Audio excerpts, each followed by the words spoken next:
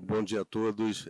Aproveito já de início para cumprimentar a todos, a nossa audiência, e agradecer e cumprimentar a organização desse segundo Congresso da Magistratura do Trabalho, na pessoa do ministro Douglas. E já de imediato, porque nosso horário está bastante avançado, eu já vou começar fazendo uma pequena introdução a respeito do nosso painel, que é um tema bastante empolgante, mas um tema que nos traz certa insegurança, certa incerteza, porque é um tema ligado à Sociedade Anônima do Futebol e que tem como subtítulo os desacertos, né? Nós chamamos aqui de avanços e retrocessos, eu chamaria de acertos e desacertos, na minha ótica. Mas eu começo falando sobre a incerteza, né? Nós temos, inversamente, duas certezas absolutas nessa vida, que hoje existimos e amanhã não existiremos mais.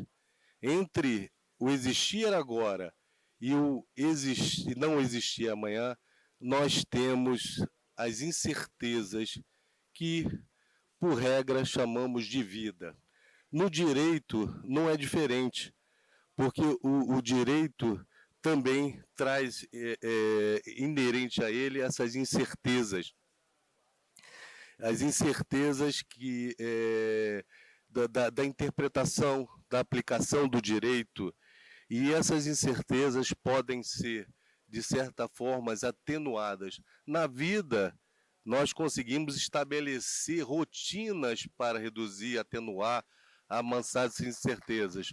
No direito, nós estabelecemos o estudo da doutrina, o estudo da jurisprudência, e ouvimos os doutores, os advogados em debates, em congressos como o de hoje. São eles que estão à frente do direito, eles que conhecem o direito violado e ameaçado de uma forma mais imediata e direta.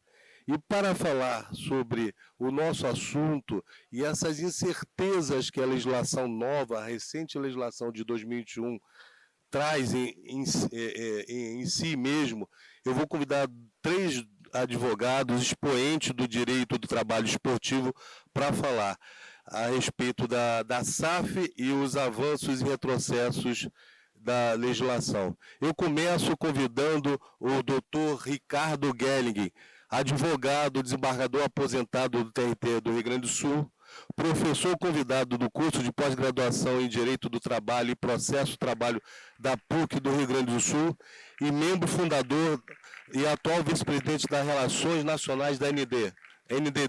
Fique à vontade, doutor desembargador aposentado Ricardo Gelling. A palavra é vossa.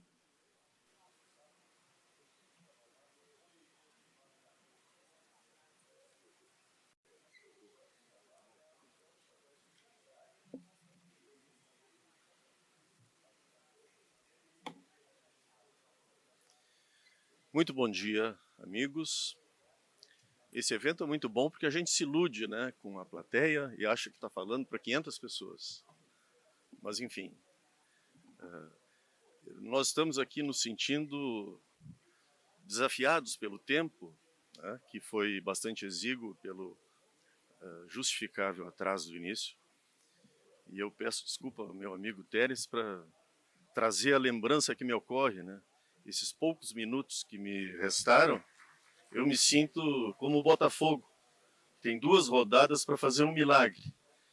Eu também tenho aqui 10, 15, 20 minutos para tentar fazer um milagre de convencê-los de alguma coisa, pelo menos. O assunto que me coube dentro desse painel, em primeiro lugar, eu quero agradecer mais uma vez este convite na pessoa do ministro Douglas, coordenador científico do evento, cumprimentar os colegas, agradecer ao desembargador Leonardo pela saudação, os colegas do painel, Dr. Teres, Dr. Paulo, grandes expoentes do direito esportivo e particulares amigos. E o tema que me coube dentro do painel é uma questão que tem sido bastante controvertida nos tribunais, que é a questão da responsabilidade do clube originário ou da sociedade anônima que foi criada em face dos contratos de trabalho de atletas e demais empregados que celebraram este contrato com o clube originário e que eventualmente passaram para a SAF ou que rescindiram o contrato anteriormente. Nós temos tido decisões conflitantes nos tribunais trabalhistas e, portanto, essa é uma matéria que enseja algum debate. Eu vou aqui passar alguns slides, mas vou tentar acelerar, especialmente os slides iniciais, que tratam de algumas premissas que me parecem importantes. E não dá para passar por elas sem chegar à conclusão que eu espero chegar. Porque o direito desportivo e esta lei 14.193, que criou a SAF, ela se insere dentro dessa especialidade do direito desportivo, ele é uma especialidade dentro de outra especialidade, né? O direito do trabalho já é, dentro dessa imagem cartesiana que nós temos de subdivisão dos diversos ramos do direito, partindo daquela concepção clássica, lá desde o direito romano, direito público, direito privado, e tudo que está no meio desses dois ramos, né, dessa zona intermediária, que cria pontos de tensão na busca dessa autonomia científica de cada ramo do direito. E no direito do trabalho e no direito esportivo não é diferente. O direito do trabalho tem vários pontos de tensão que disputa espaço de autonomia com o direito comum. Nós temos aí o princípio da tutela jurídica, que disputa espaço com o princípio da autonomia da vontade do direito civil, do direito comum. Então, na medida em que um determinado ramo, por critérios científicos, acadêmicos, ele conquista essa autonomia, ele vai tornando mais claros esses espaços. O direito desportivo tem a sua autonomia plena no seu núcleo, que são as regras e a disciplina das competições. Agora, afora isso, ele tem pontos de tensão permanente, porque nós temos um direito desportivo do trabalho, nós temos um direito desportivo comercial, nós temos um direito desportivo civil, nós temos um direito desportivo empresarial, um direito desportivo penal, e todos esses aspectos, eles têm uma constante disputa pela autonomia. Então, o direito desportivo do trabalho tem essa característica. Eu vou passar direto, então, lá para o slide 7, apenas relembrando que o ponto que destaca o direito do trabalho, que está no DNA da empresa e do empregador, do empreendedor, é a busca do lucro. Por isso que o empregador assume os riscos da atividade econômica. É o que se chama de alteridade. E o direito do trabalho justamente existe, tem a sua justificação maior dentro do dirigismo estatal para corrigir estas desigualdades e restabelecer o equilíbrio entre as partes. No direito desportivo, nós temos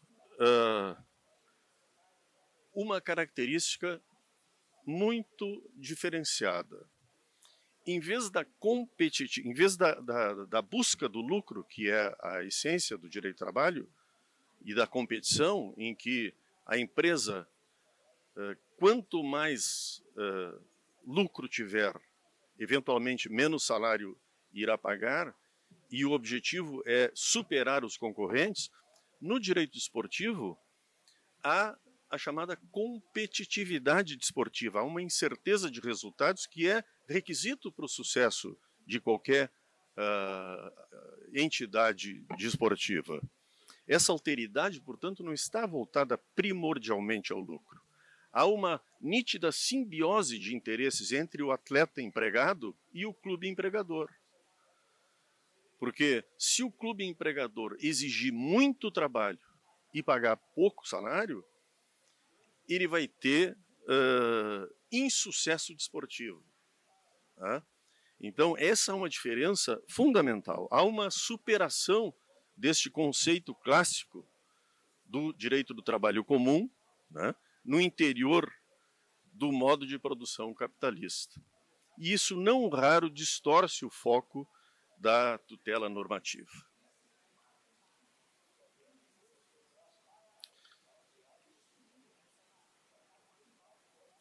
Portanto, a conclusão nessas premissas que eu coloco é: o direito do trabalho sustenta-se em princípios nucleares que são constantemente desafiados pelas especificidades da relação de trabalho desportivo. Este ponto de tensão que eu me referia na busca da autonomia científica, doutrinária e jurisprudencial. E a desconsideração desses princípios originários contamina toda e qualquer interpretação subsequente. E essa circunstância, e aqui um ponto que eu chamo bastante atenção, essa circunstância é agravada, no nosso caso, por aspectos subjetivos que têm origem na própria história da justiça do trabalho e na sua especialização precoce e fora do Poder Judiciário. Nós não podemos esquecer que há já 3/4 de século a justiça do trabalho foi criada fora do Poder Judiciário. Né? E o que hoje se constata nitidamente é que até agora nós não nos sentimos plenamente integrados no Poder Judiciário, tanto que nem sempre observamos os princípios gerais do direito que são comuns a qualquer ramo do direito.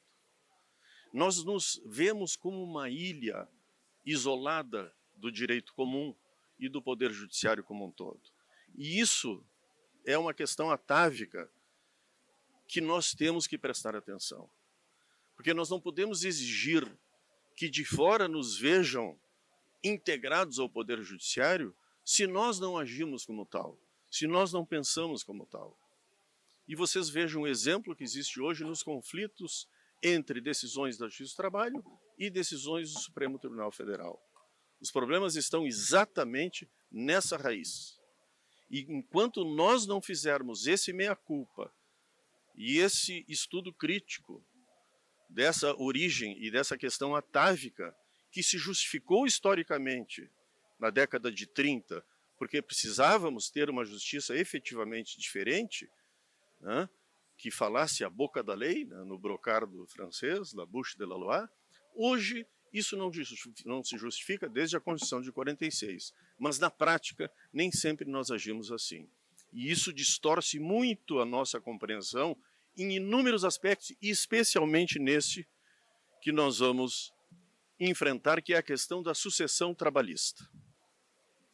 E aqui, para tratar especificamente do tema, eu quero relembrar alguns conceitos que, não raro, são confundidos na doutrina e na jurisprudência. Primeiro, o conceito de sucessão de empresas, que não raro se trata tudo como se fosse uma coisa comum dentro da justiça do trabalho. A sucessão de empresas ocorre com a fusão, incorporação ou transformação de uma empresa, venda ou do estabelecimento comercial ou alterações no quadro societário. E aqui nós estamos tratando, por enquanto, de um conceito de natureza civil. Está regulado inteiramente no Código Civil. Quando nós falamos de sucessão de empregadores, o conceito é diferente. A sucessão de empregadores ocorre quando há a substituição de um empregador, portanto, uma novação subjetiva numa relação jurídica existente, na vigência de um contrato de trabalho. Portanto, uma inalterabilidade objetiva do contrato e uma novação subjetiva, ou seja, a substituição de uma das partes desse contrato. E aqui é um conceito de natureza trabalhista, sucessão de empregadores, que está regulada lá nos artigos 10 e 448 da CLT. Não propriamente no artigo 10, porque o artigo 10 trata de uma alteração interna na estrutura jurídica da empresa. Não há propriamente aqui sucessão. Mas o 448 fala especificamente da mudança na propriedade ou na estrutura jurídica da empresa. E diz o dispositivo que isso não afetará os contratos de trabalho dos respectivos empregados.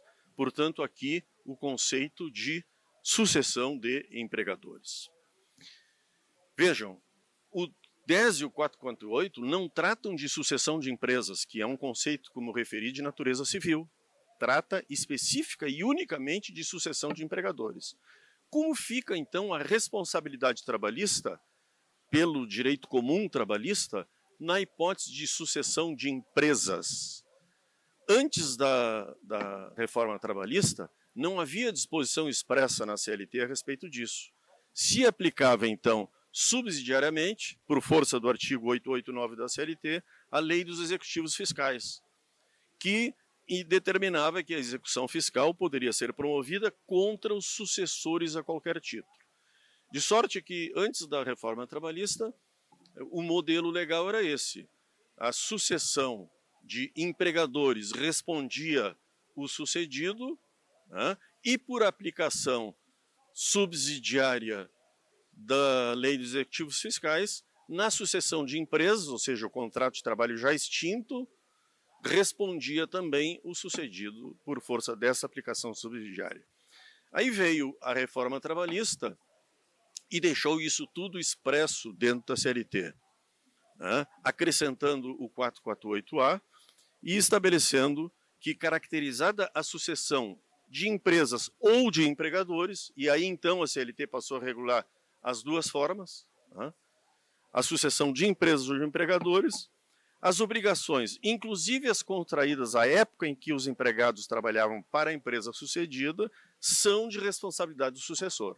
Não mais se precisou da aplicação subsidiária da Lei dos Executivos Fiscais.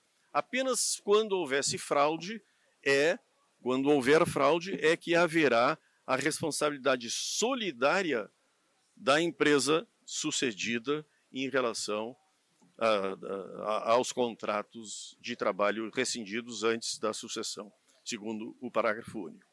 Então, isso no direito comum trabalhista. O que ocorre na Lei dos Executivos Fiscais, que criou a Sociedade Anônima do Futebol? A lei estabelece 3 formas de criação da SAF.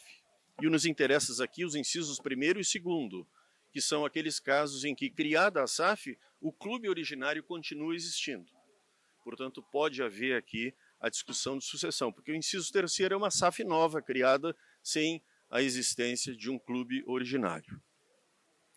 E, segundo o parágrafo 1º, a Lei 14.193 estabelece que a SAF sucede obrigatoriamente o clube, né, nas relações com as entidades de administração, bem como nas relações contratuais de qualquer natureza com atletas de futebol. Isso aqui diz respeito a quê? Diz respeito à sucessão de empregadores. Por quê? Porque são contratos de trabalho vigentes, criada a SAF, esses contratos não foram rescindidos, passa a haver uma novação contratual subjetiva, responde o sucessor. De sorte que aqui a lei da SAF trata a sucessão de empregadores da mesma forma que a CLT trata a sucessão no direito do trabalho comum. Responsabilidade do sucessor. A questão está nas sucessões de empresas, ou seja, o contrato de trabalho rescindido, e aí cria-se a SAF. De quem é a responsabilidade? E aí é que vem uma aparente contradição entre a lei da SAF, regulando a responsabilidade, e a CLT, regulando a responsabilidade no direito do trabalho comum.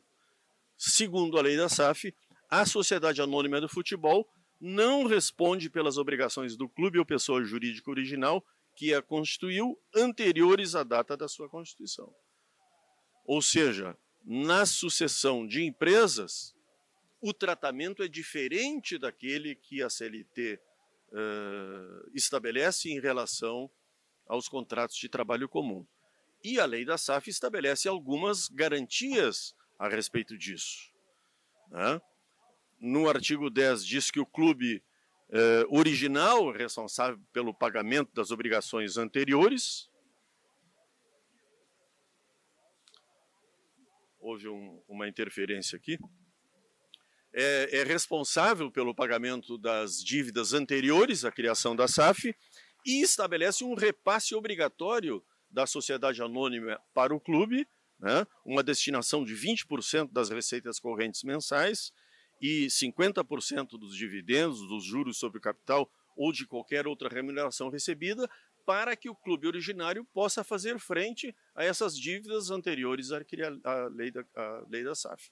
E aqui é que tem havido a grande divergência nos tribunais, porque algumas decisões têm desconsiderado este regramento especial da lei da SAF a respeito da sucessão de empresas, não da sucessão de empregadores, porque nos contratos que não foram rescindidos o tratamento é igual, mas na sucessão de empresas há um tratamento diferenciado na lei da SAF. E os tribunais do trabalho, não raro, têm desconsiderado essa diferenciação e reconhecido a responsabilidade ou solidária ou subsidiária, enfim, tanto da SAF quanto do clube, em relação às dívidas anteriores. E aí aplicam diversas teses, princípio da proteção, princípio do grupo econômico, etc, etc.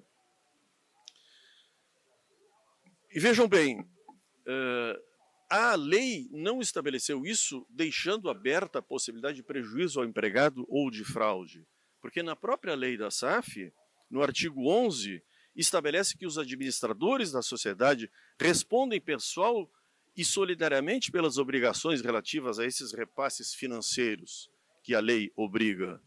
E enquanto a sociedade anônima cumprir os pagamentos previstos, ou seja, esses repasses, é vedada, portanto, qualquer forma de constrição ao patrimônio ou às receitas. E mais do que isso, se superado o prazo que a lei estabelece para que o clube originário cumpra com as obrigações relativas aos contratos vencidos, a SAF ainda assim, e só nessa hipótese, ela será responsável subsidiariamente. Então não há possibilidade nem prejuízo, nem de fraude. O sistema foi bem pensado e bem construído. Portanto, já encaminhando as minhas conclusões e cumprindo rigorosamente o tempo que eu me comprometi, presidente, a primeira conclusão que se chega, nada se altera no que refere à responsabilidade de SAF e de clube originário na hipótese de sucessão de empregadores.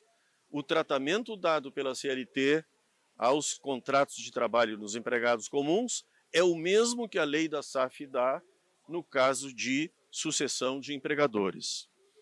Quanto à sucessão de empresas, evidentemente que a regra geral consolidada, e aqui nós temos que ter a humildade, e fazendo referência àquele vício atávico que nós tínhamos e temos, nós temos que ter a necessidade de ter a compreensão de que nós não somos uma ilha isolada.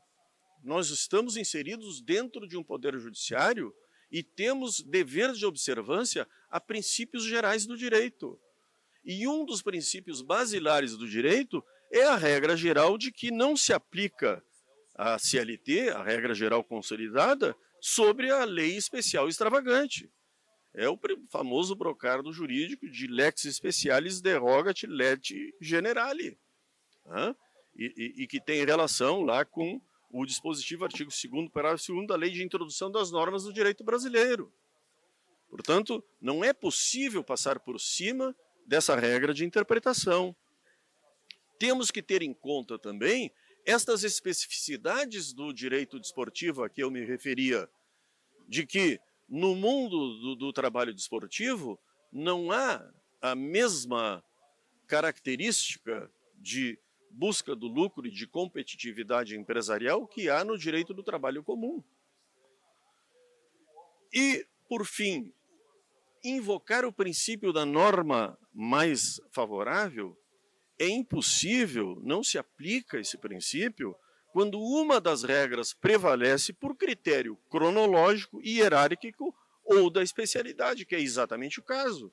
Nós temos uma lei especial regulando uma relação de trabalho desportivo, nós não podemos deixar de aplicá-la aplicando uma regra da CLT a pretexto de observância do princípio da regra mais benéfica. Isso não tem a menor respaldo jurídico. E de lege ferenda, em função dessas divergências jurisprudenciais, eu lembro aqui que está em tramitação um projeto de lei 2.978, do senador Rodrigo Pacheco, que pretende justamente aclarar essas dúvidas que têm sido levantadas pela jurisprudência, estabelecendo com a clareza maior possível de que a constituição da SAF não implica a formação de grupo econômico. Isso é óbvio, porque isso já está dito no texto original.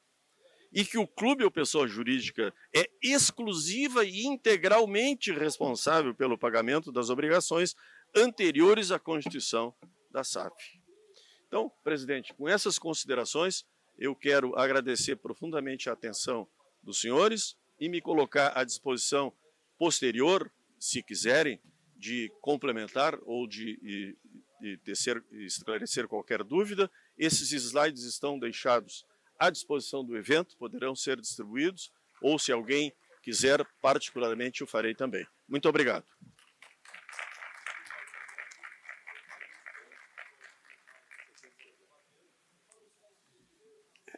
Obrigado, doutor Ricardo Gelling, pela sua exposição. O tempo vai ser o nosso... nós seremos escravos do tempo e não teremos a oportunidade de debater sobre o assunto, mas eu mesmo fico muito intrigado quando vejo no único tribunal posicionamentos divergentes sobre responsabilidade solidária e responsabilidade subsidiária sobre o tema da SAF. Eu não consigo enxergar essa responsabilidade da SAF constituída com o clube com a agremiação, mas infelizmente a lei, a meu ver, ela causa essa incerteza, essa insegurança, e por isso que a gente está aqui debatendo, discutindo. Eu vou aproveitar agora para passar a palavra para o nosso presidente, o presidente Tércio Sveita, presidente da Academia Nacional de Direito Desportivo, advogado atuante em Brasília. Ele vou usar o óculos aqui para ler o currículo do nosso palestrante, expositor, é formado em Direito pelo Centro Universitário de Brasília, especialista em Direito Civil e dos Contratos, Direito Tributário pela ICAT e Direito do Trabalho Marítimo e Portuário pela Unisanta, advogado militante em tribunais superiores, sócio do escritório Sveita e Barbosa, auditor do Tribunal de Justiça Desportiva de Antidopagem, do Tribunal de Justiça Desportivo, e atual presidente da Academia Nacional de Direito Esportivo, Tércio Sveita. Por favor, Tércio, a palavra é vossa.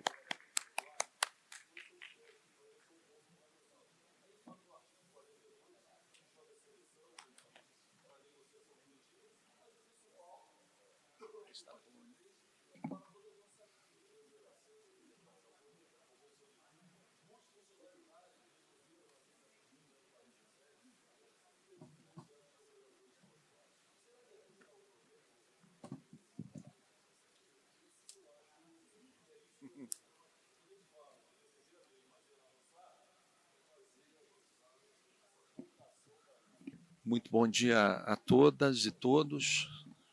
Espero que hoje tenhamos aqui mais uma manhã frutífera e de muito aprendizado, especialmente em face dessa diversidade do tempo. Mas como o nosso querido mestre amado, Dr. Ricardo Gelling, colocou antes, a SAF ela veio como uma inovação legislativa para resolver um problema crônico e gravíssimo existente no direito brasileiro, especialmente uma posição desrespeitosa para com a justiça comum e para com a justiça do trabalho, que é o endividamento grave e o endividamento irresponsável dos clubes de futebol em detrimento dos seus empregados, em detrimento dos seus jogadores, enfim, dos seus fornecedores de uma maneira geral. E quando se sustenta aqui que se trata de um microsistema e não apenas de uma lei específica, vou um pouco mais além do que o professor Ricardo Gelling estava falando, falo com convicção, porque se fosse apenas uma forma de pagar isoladamente, talvez, mas antes disso tudo, a lei da SAF pré-estabeleceu uma forma daquele que vai assumir as dívidas do clube de futebol de receber as receitas. E como é que ele fez isso? Fez isso a partir dos conceitos do artigo 2º e dos seus parágrafos, especialmente o parágrafo 2º. A lei da SAF, antes de determinar a forma de pagamento no seu artigo 10º, incisos 1 e 2, ela pré-estabeleceu a forma do exercício da atividade econômica por aquele que vai assumir esse endividamento, geralmente boçal. E quais são esses dois direitos? São aqueles decorrentes de qualquer natureza com as entidades de administração do desporto, inclusive direitos de participação em competições profissionais, bem como contratos de trabalho, de uso de imagem ou de quaisquer outros contratos vigentes vinculados à atividade do futebol. Opa, eu estou com um problema aqui sério.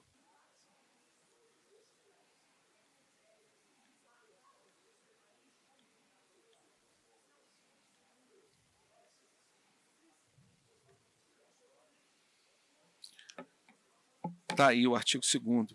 E o outro direito que também é assegurado, os outros direitos, né, os de definir a forma de exploração da propriedade intelectual de titularidade do clube, bem como sobre os bens e demais direitos a serem transferidos em definitivo ou a termo, tudo a ser estabelecido em contrato com os interessados, inclusive para fins de utilização das instalações esportivas como estádio, arena, centro de treinamento. Ou seja, se tratássemos apenas e exclusivamente de pagamento e de sucessão trabalhista, a lei não precisava de definir a forma do exercício da atividade econômica pela sociedade anônima do futebol. E é importantíssimo a circunstância de que tudo isso independe de autorização ou consentimento de credores ou partes interessadas, inclusive aqueles de natureza pública, fiscos municipal, estadual, federal, na forma também do artigo 2º, parágrafo 2º, inciso 4 da lei.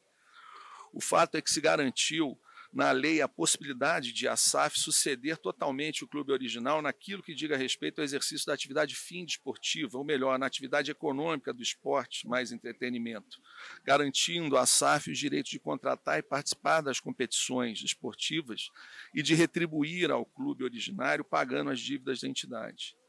Só um parêntese, a atividade exercida pelo clube de futebol, ela é, sim, de natureza econômica. Hoje, nós temos precedentes admitindo a clubes de futebol, inclusive, requererem a recuperação, utilizarem da recuperação judicial e extrajudicial para a quitação das suas dívidas. E cito os exemplos do Figueirense e do Avaí junto ao Tribunal de Justiça de Santa Catarina, firme no entendimento de que as associações podem desenvolver atividade econômica desde que não haja finalidade lucrativa, é o enunciado 534 da 6ª Jornada de Direito Civil do CJF. A contrapartida, como venho dito, a contrapartida principal da SAF, em função de todos esses benefícios previamente assegurados pela lei para o exercício da atividade econômica, está exatamente no pagamento das dívidas pré-existentes do clube a que sucedeu, na forma do artigo 9º e 12º, aqui já lido pelo professor Ricardo Guelli. Agora, a partir desse plano de pagamento é que surge a confusão. E a crítica não é toda desarrazoada, por conta de um raciocínio absolutamente lógico. Porque se o clube, se o entrante, vamos lá, o investidor, a sociedade anônima do futebol, vai ter todos os direitos para exercer a atividade econômica que era outrora do clube, natural que sucedesse integralmente às obrigações trabalhistas na forma do artigo 10 e 448. Assumindo todas as dívidas pré-existentes, especialmente tributárias, em decorrência do fenômeno da solidariedade.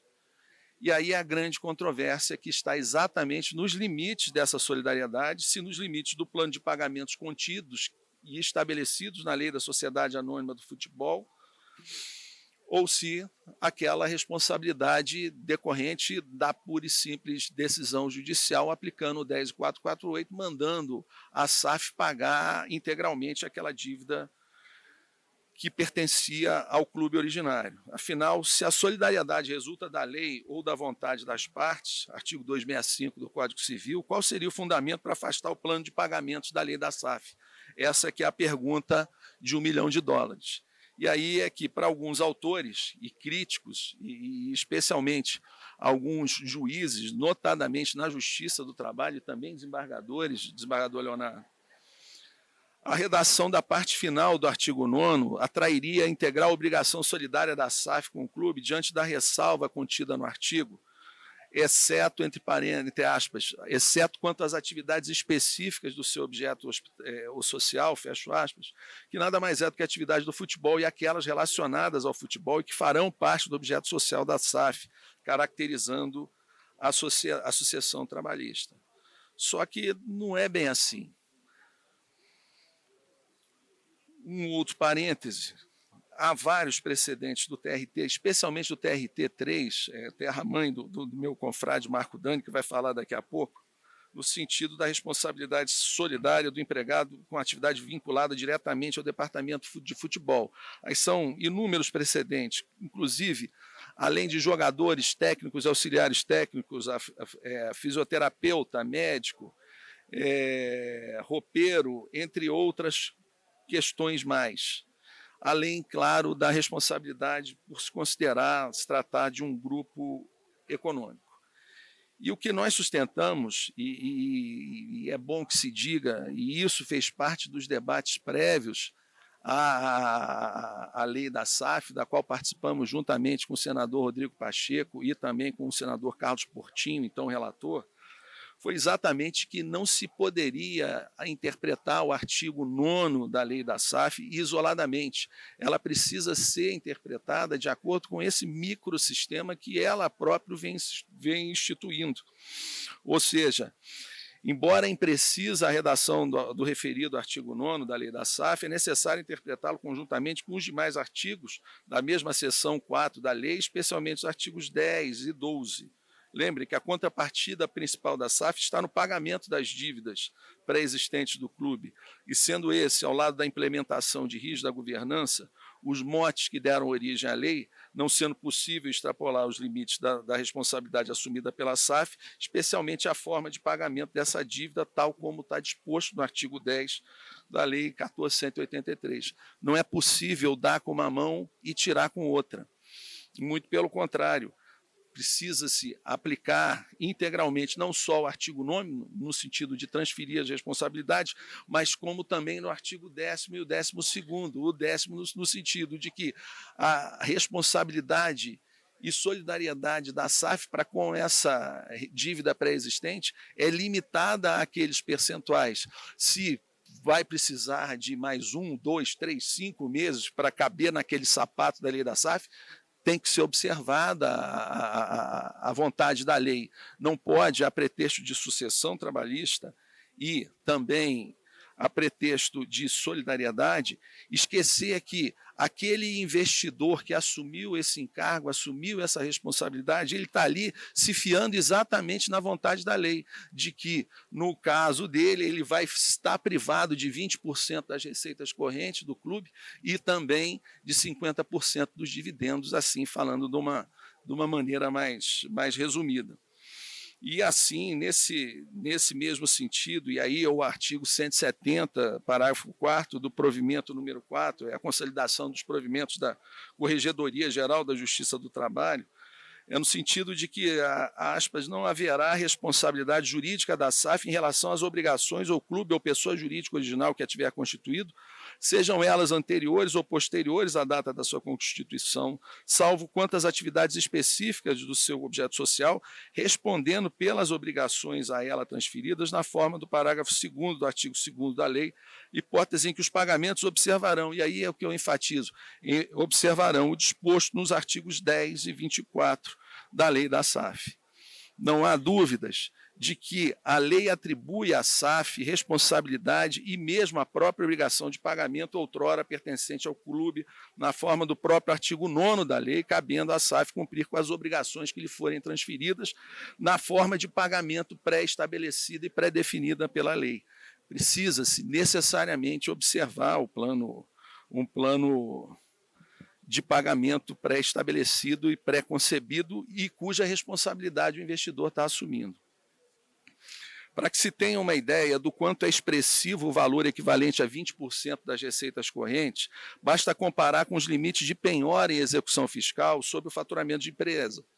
Quando o STJ, por vários precedentes, tem as fixados num percentual de 5% e nunca superiores a 30% do faturamento, com vistas a, por um lado, disponibilizar a forma menos onerosa para o devedor e, por outro, garantir a forma idônea e eficaz para a certificação do crédito.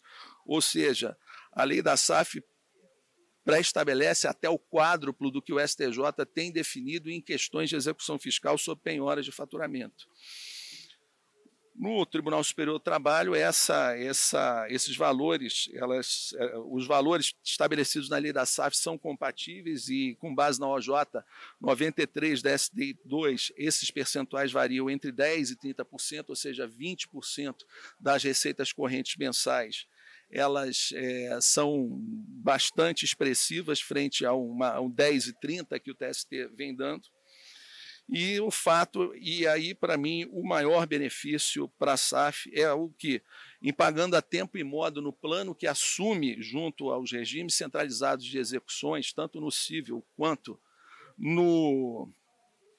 na Justiça do Trabalho, torna-se vedada qualquer forma de constrição, isso é o artigo 12, ao patrimônio, às receitas por penhora ou ordem de bloqueio de valores de qualquer natureza ou espécie sobre as suas receitas, com relação às obrigações anteriores à constituição da Sociedade Anônima do Futebol.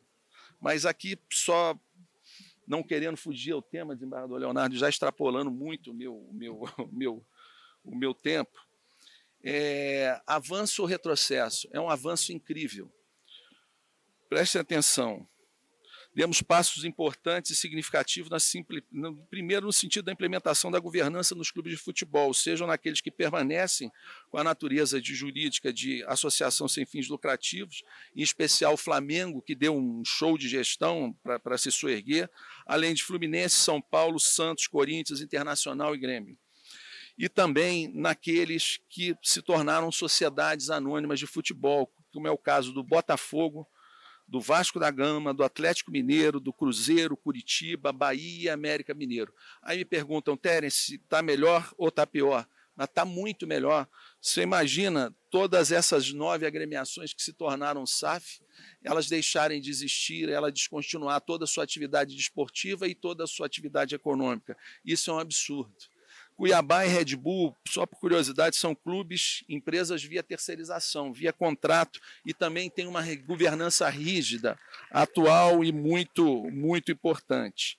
Hoje, para que se tenha uma ideia, estão outros 25 processos de constituição de SAFs pelo Brasil, com clubes desde a Série D até a Série A do Brasileirão. Lembrando que a constituição da SAF não é obrigatória, mas facultativa.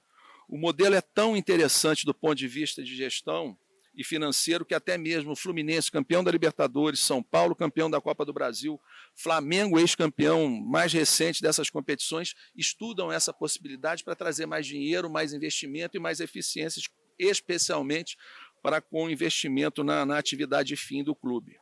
E verdade seja dita, do Flamengo o modelo mais eficiente e que cuida e gere o maior orçamento do futebol brasileiro por volta de 1 bilhão e 100 milhões de reais. E não só é maior do que o faturamento anual de outros 3 adversários de 2022, que é o Palmeiras com orçamento de 800 milhões de reais, Corinthians 740 milhões de reais e São Paulo 670 milhões de reais. Ou seja, não estamos falando de pouco dinheiro e todos os 4 maiores orçamentos não são SAFs, são sociedades, são associações sem fins lucrativos, mas continuam com agora uma rígida governança corporativa, um compliance e outras medidas no sentido de dar transparência e também segurança para o ecossistema do futebol.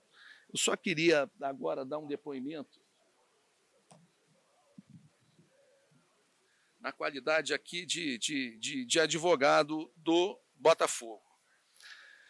É tão expressivo, tão bom e tão oportuno, e isso representa um avanço tão significativo, que no plano de recuperação, no RCE do Botafogo, junto ao Tribunal da Primeira Região, ok?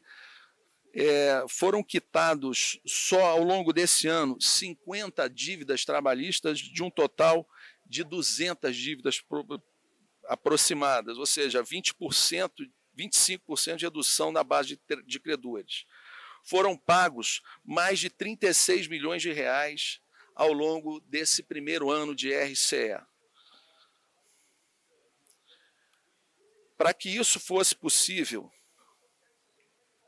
foi necessário celebrar um acordo para que o débito trabalhista fosse atualizado pelo IPCA mais 1% ao ano. Por quê? Incidindo a Selic na forma da ADC 58 sobre o montante total do débito trabalhista, a dívida ficava impagável. Os 6 primeiros meses do Botafogo no pagamento da RCE foram catastróficos, porque quanto mais se pagava, mais se chegava à conclusão que a dívida não se reduzia, ela aumentava em proporção não de progressão aritmética, mas de progressão geométrica e, enfim, esse acordo foi necessário dentro do princípio da disponibilidade da execução. Hoje a coisa evoluiu ao ponto de a Justiça ter homologado essa transação no que se refere ao índice de correção dessa parcela trabalhista, e a evolução permitiu também que os 20% da destinação estabelecidos na lei da SAF fossem materializados em um valor certo e específico, no montante de R$ 1.175.000 por mês, o que dá mais segurança para os credores e mais segurança para o clube no desembolso, no seu fluxo de caixa. A SAF do Botafogo também inovou em um outro aspecto. Aquele credor que quer receber antes, ele pode entrar num leilão reverso para habilitação de credores a deságio. Quem oferece o maior deságio tem uma possibilidade ou uma preferência para receber os seus créditos. Enfim, ao invés de o fim da atividade econômica e da atividade associativa, optou-se por uma tábua de salvação. E hoje nós temos observado que alguns poucos têm desconsiderado isso que é o principal, que é o fundamental, que é a subsistência dessas entidades para exatamente pagar suas dívidas e não deixar esse passado e esse passivo horroroso se perpetuar. Muito obrigado, um ótimo dia para todos.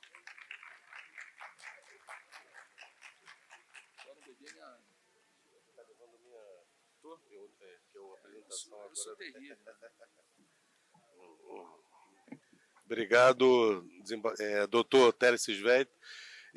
A legislação efetivamente permitiu uma governança melhor dos próprios tribunais, porque hoje o plano estratégico dos tribunais permite, junto aos centros de execução, os SEJUSC, das execuções centralizadas, uma organização melhor e uma transparência exigível atualmente pela sociedade com relação à nossa atividade judicante. Mas, sem mais delongas, eu passo agora a palavra ao doutor Paulo Sérgio Feus, doutor em Direito Difusos e Coletivos, professor da Universidade Católica de São Paulo. Por favor, doutor Feuzi, vamos aplaudir enquanto eu leio o currículo de Vossa Excelência.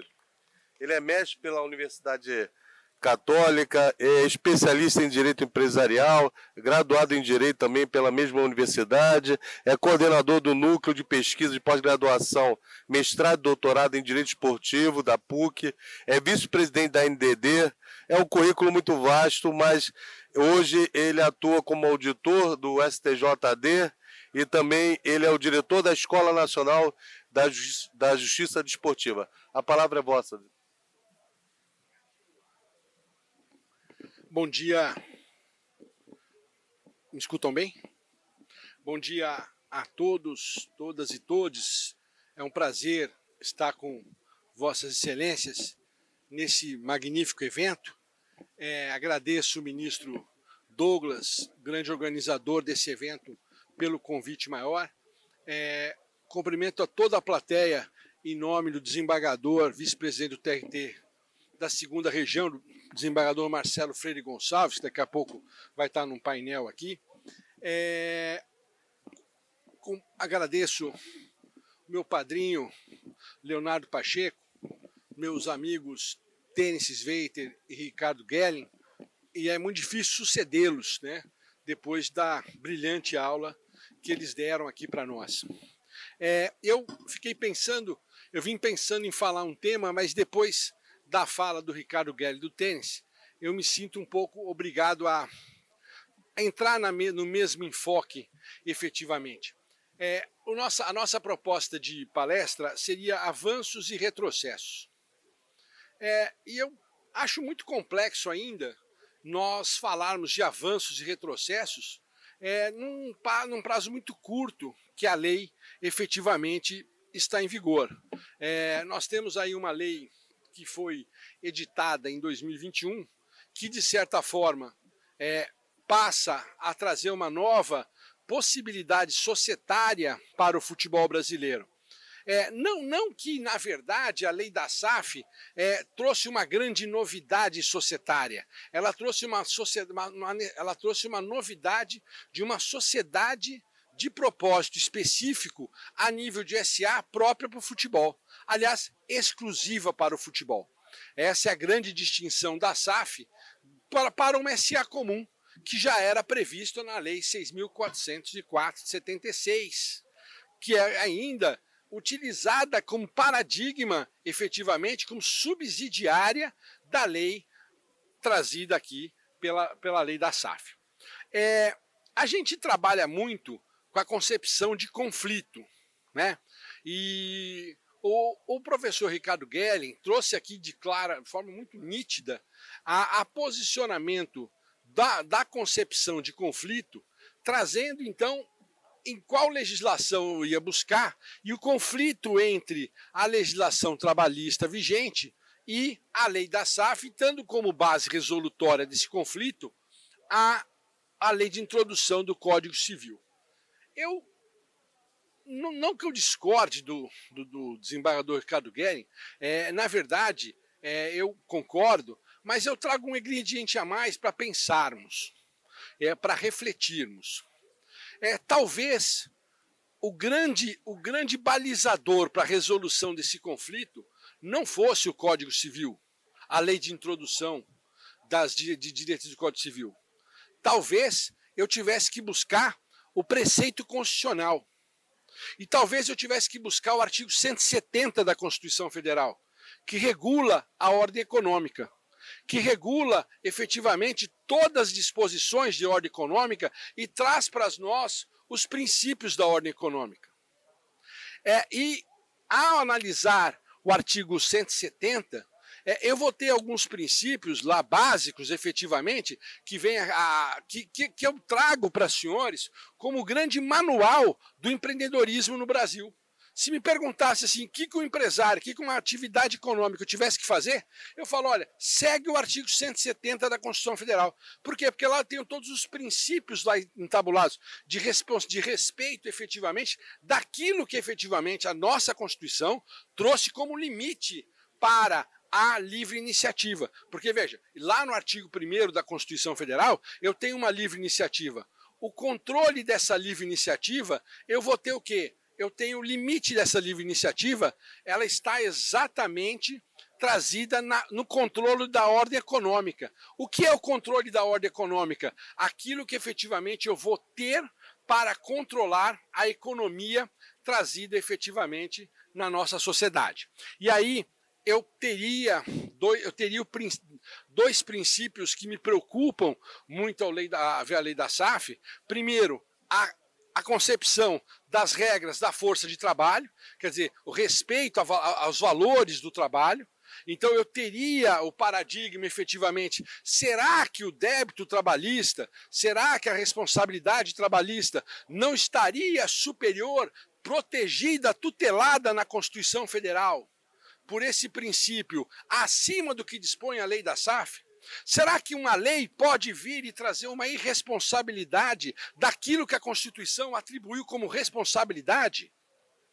A proposta de medida trazida pelo senador Rodrigo Pacheco, eu não tenho dúvida da sua inconstitucionalidade, porque ela vai pôr um limite falando o seguinte, olha, daqui para frente a dívida é só do clube, só que aquela sucessão, a expectativa daquelas pessoas que tiveram o seu crédito superado era ter negociado efetivamente com um clube de futebol. A atividade é a mesma. A grande questão que a lei da SAF não enfrentou é a obrigatoriedade da gestão do passivo. A gestão do passivo devia ser obrigatória, porque aí sim nós não teríamos, com todo respeito, um grande estelionato ao não pagamento, à não proteção efetivamente do saldo de credores.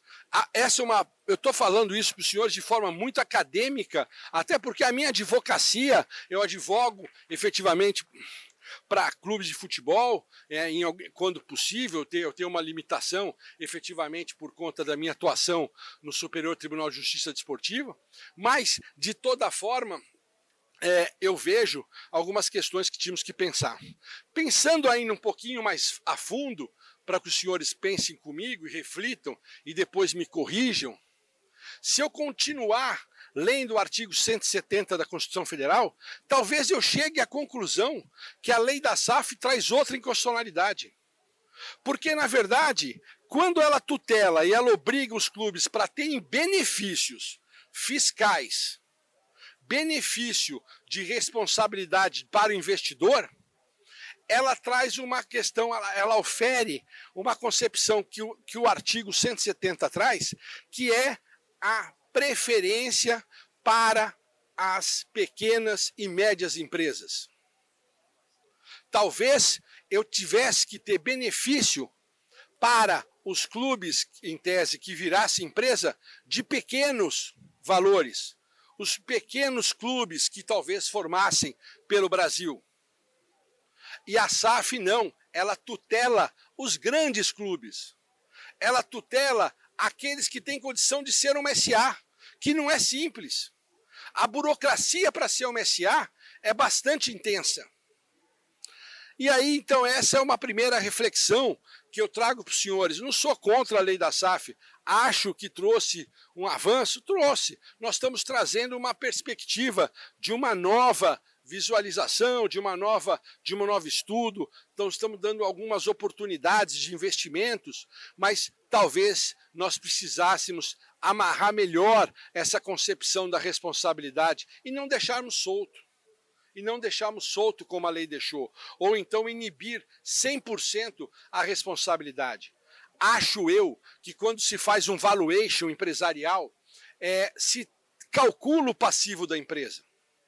Eu tenho certeza que quando se calculou o valor do Botafogo, quando se calculou o valor do Cruzeiro, quando se calculou o valor do Vasco, se mediu a sua dívida. algo que então não deveria ser medido. Precisaríamos olhar o valuation da proposta comercial, até para saber se isso foi levado em consideração para atribuição de responsabilidade. Então, eu tenho aí as minhas dúvidas a respeito dessa concepção dessa 100% de irresponsabilidade. Acho eu que num sistema como o nosso, eu não acho que o futebol seja diferente da educação, seja diferente da saúde, seja diferente efetivamente de tudo aquilo que nós temos na sociedade. Acho eu que nós temos que valorizar o futebol porque ele gera empregos diretos e indiretos. Nós temos que manter essa concepção. Mas se eu for analisar avanços, né? Se eu olhar, e aí essa questão de avanço, meu caro presidente Tênis, eu teria que olhar dependendo do ponto de vista que eu tivesse ali olhando, né? Se eu olhar do ponto de vista como torcedor, né? Ou melhor, hoje como a Lei Geral do Esporte fala, o espectador, se eu olhar como espectador, será que teve mudança da SAF? O que mudou para o torcedor? Quem torce para o Botafogo, mudou alguma coisa? Mudou que está com um pouco mais de chance de ganhar. Agora nem tanto. Mas, de qualquer forma, essa mudança... Se olhar a tabela do Campeonato Brasileiro de Futebol hoje, Série A, nós vamos ter a seguinte situação. Uma pauta que o líder do Campeonato Brasileiro hoje não é uma SAF. E se vocês olharem de cima para baixo, eu tenho 3 SAFs caindo. É claro que se todos fossem SAF, essa minha conversa não teria aqui. O que, na verdade, nós temos que trazer de avanço e ser contra o retrocesso é a gestão. A gestão proba, a gestão correta, a gestão séria, a gestão que pense efetivamente no clube, ou na SAF, ou na empresa. Essa gestão, ela que é impactante. Todo mundo fala, a lei da SAF trouxe a obrigação de governança. Se vocês lerem o artigo que fala sobre governança, ele não traz. A obrigação fala, olha, ele não pode ser acionista de outras SAFs, ele não pode ser técnico, jogador, enfim, com todo respeito, não trouxe nada de novo. Se vocês procurarem a lei das SAs, a lei 6.454, ela é muito mais, ela traz muito mais teses de governança do que efetivamente a lei da SAF. Então, mais uma vez, para reflexão de vocês, eu tenho julgado casos no STJD do futebol, não só de clubes, como também de SAFs. Sexta-feira agora vai ser julgado o maior acionista do Botafogo por manifestações que fez igual um dirigente de qualquer outro clube. Cadê o avanço? Cadê o retrocesso? Eu pergunto para os senhores, será que seria nítido um acionista majoritário de uma SAF que teria que impor uma gestão nova, uma forma de gestão, ele utilizar das suas redes sociais para atingir o Campeonato Brasileiro de Futebol? Dessa mesma forma, em situações muito particulares, foi efetivamente punido o presidente do Goiás. Então, eu penso que para a justiça desportiva, nós não vimos grandes mudanças. Os vícios, os problemas continuam os mesmos. Eu fui relator, e aí eu posso comentar com mais propriedade, porque o processo já acabou. Eu fui relator no caso do Vasco da Gama, na invasão que teve em São Januário, onde o Vasco foi punido por 4 jogos, sem torcida, né, com a perda que a gente chama de portões fechados. Eu não vi gestão da SAF do Vasco. O Santos foi punido igualzinho, e é uma associação. A forma de gestão é a mesma. Então as SAFs não estão impondo aqui hoje no Brasil uma forma de gestão diferenciada. aí sim a gente conseguiria efetivamente, talvez, buscar avanços.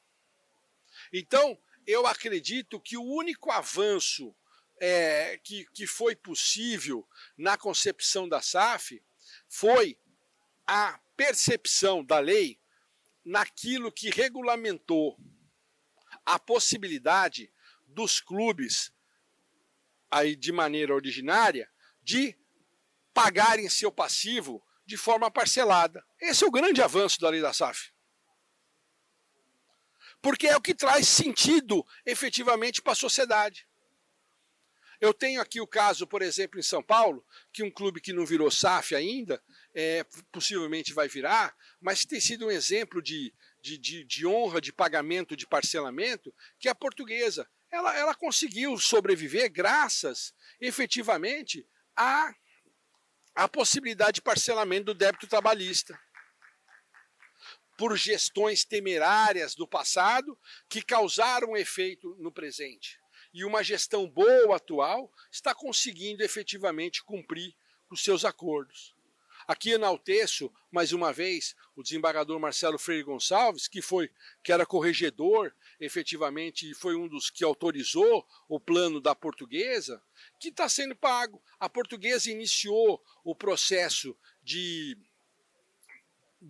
pagamento das suas dívidas trabalhistas, ela tinha 270 ações trabalhistas. Hoje ela tem 140. Tá certo que o montante ainda é muito grande, os valores são muito elevados, mas eu tive... Qual foi o avanço? Eu fiz que 130 reclamantes recebessem o seu crédito. Se as Portuguesas virassem SAF e eu aplicasse a regra geral, como é que ela ia pagar isso? Ah, não, 20%, não sei o quê, se não pagar em 10 anos. Quer dizer, nós estaríamos o quê?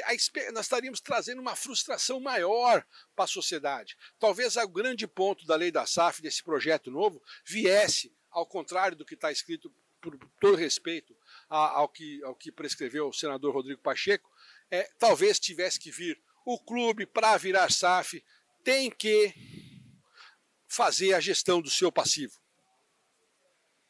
O clube, para virar SAF, o investidor tem que deixar garantia real, porque que se ele for embora do Brasil, se ele largar aquilo, ele não vai deixar uma dívida futura, porque senão nós vamos cair na mesma cilada que caímos há anos, quando trouxemos pessoas que iam gerir clubes de futebol. Nós tivemos o exemplo da Rix Music, lá atrás pelo Corinthians, nós tivemos alguns exemplos aí pelo Brasil, o Figueirense recentemente, antes de virar SAF, que entrou para a recuperação judicial.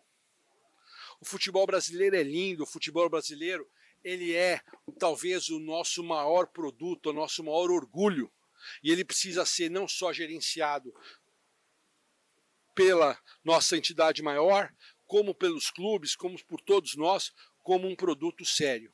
Essa é verdade, de certa forma, trago para os senhores aí a minha opinião pessoal. Mais uma vez, não sou contrário à lei da SAF, acho importante, foi um importante marco, mas acho também que o investidor de uma limitada devia ser protegido também da mesma forma. Acho eu que um sócio que tivesse uma sociedade unipessoal, fosse dono exclusivo de um clube, também teria que ter sido protegido o seu patrimônio, não efetivamente só a sociedade anônima do futebol. Essa é o meu sentir, meus comentários, é uma honra estar aqui com vocês. Vou me despedindo e falando, o ano passado o nosso tema era o histórico das leis. E das leis de esporte, chegamos até a SAF. E agora nós estamos vindo falar um pouquinho sobre essa questão. Agradeço a paciência de vocês e peço desculpas a todos aqueles que talvez discordem da minha fala. É só uma fala acadêmica e para reflexão. Muito obrigado, bom dia a todos.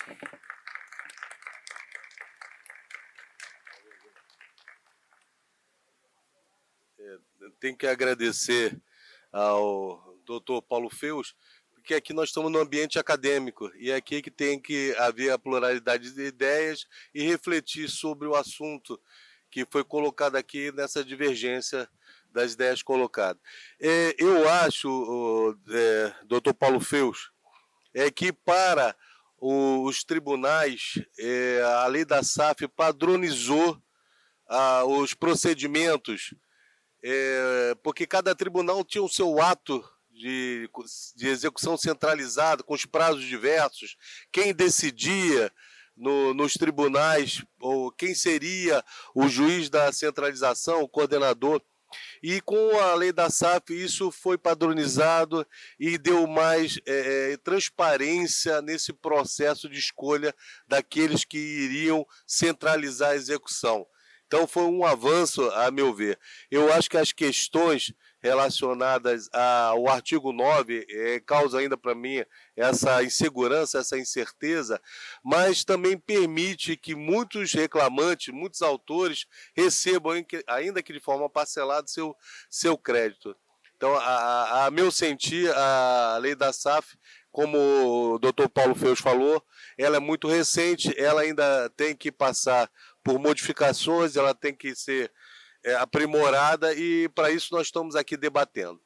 Como os nossos expositores acabaram, cada um a sua exposição, eu vou dar para o encerrado o painel 9 e agradeço a presença de todos e ter ficado até o final com a gente. Muito obrigado.